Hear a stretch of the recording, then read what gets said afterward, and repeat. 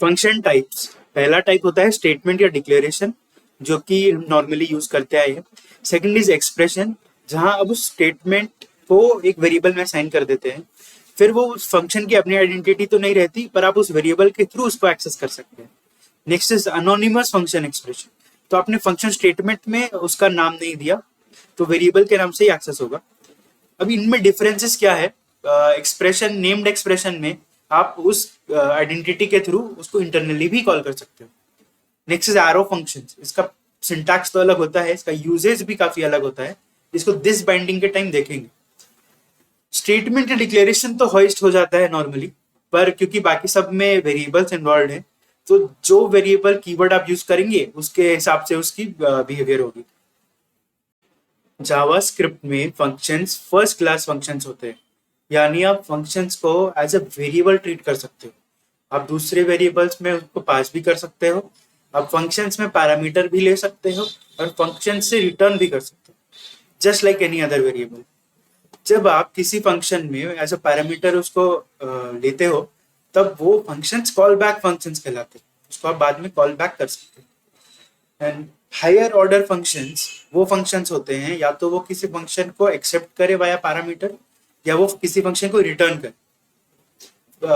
Common use cases हैं like map filter. मान लीजिए हमारे पास एक वेरिएबल है एंड कुछ एक इफ एल्स कंडीशन का ब्लॉक है, तो मेरे लिए अभी इफ की कंडीशन सेटिस्फाई हो जाती है, इसके लिए मेरे वेरिएबल में कोई वैल्यू स्टोर होगी।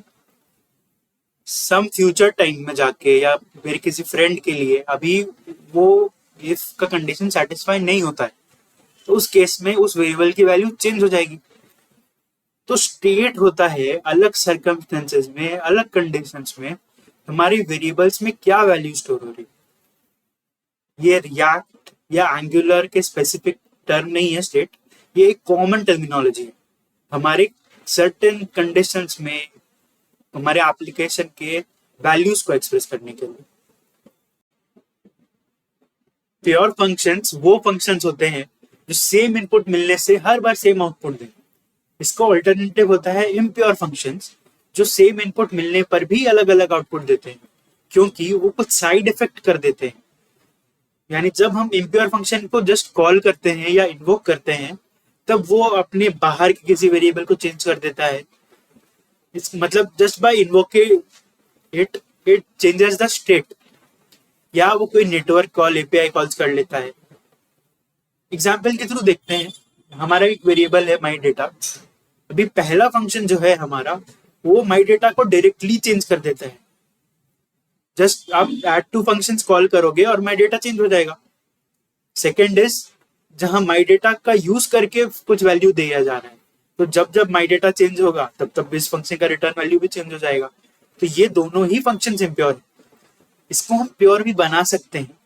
फॉर एग्जाम्पल, इसी फंक्शन को अगर प्योर बना दें, तो हम यहाँ पे बिना माई डेटा का यूज किए कैलकुलेशन कर रहे हैं और उसको अपने इंटेंट से असाइन कर रहे हैं।